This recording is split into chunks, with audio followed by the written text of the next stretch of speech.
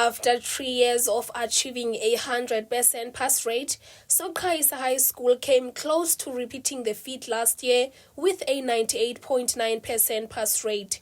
However, some parents have alleged that the school's excellent results are due to tactics such as not registering all eligible students for exams. The parents claim they expressed their concerns to the principal, who has led the school for over a decade, but were unsatisfied with his responses. They further allege that despite approaching the Department of Education, no action has been taken. Abantwana abatshonileyo kulo nyaka kuphela bebepase unyaka wonke. Kwazothi ku-term 3 sibiziwe mosireport zifana entlanganisweni ngokwe-phases.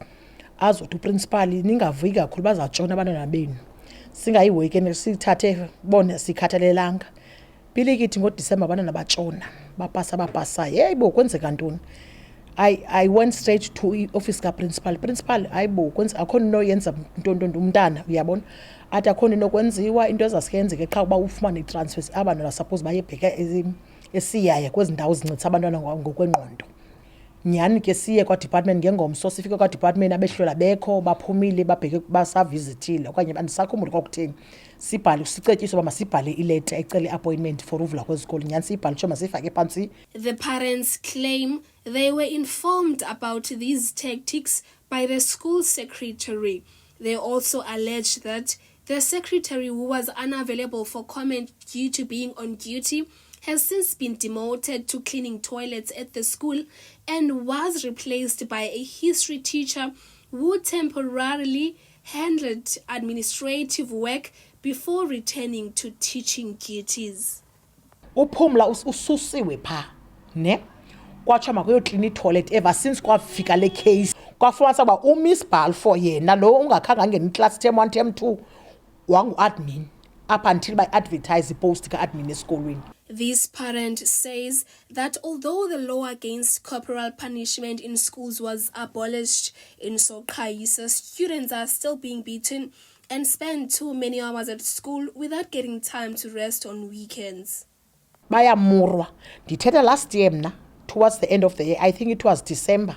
Even this year, Galami ndathi sesikolweni siphume meeting so that report bayabethwa ndinomntana walapha emzini amofuna kwesa sikolo olixhoba likatishara umbetho kokokokoko. Human and children's rights activist Petros Majola is one of the first people the parents say they turn to with their complaints. Majola agrees that the treatment of students at the school is unacceptable. He says immediate intervention is needed. Ininzi yelento yoku eliminatewa kwabantwana abangaqhubanga kakuhle, especially ku term 1 term 2. Because there is a pressure across the country, a competition on results. Abantu bafuna uzikhupha results at the expense of abantwana bafundiswa kabuhlungu ngabazali.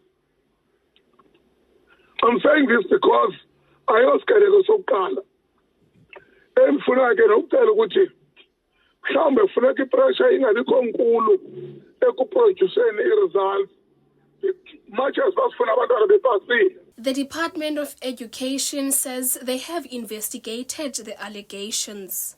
Yes, it is true that such a complaint came to us as the department early in January, and upon conducting the investigation we realized that the allegations were true, and as such we took corrective measures to ensure that learners were placed accordingly based on their performance in the previous years, and also those that could not qualify were provided with an intervention course so that they are able to cope and write their examination as required.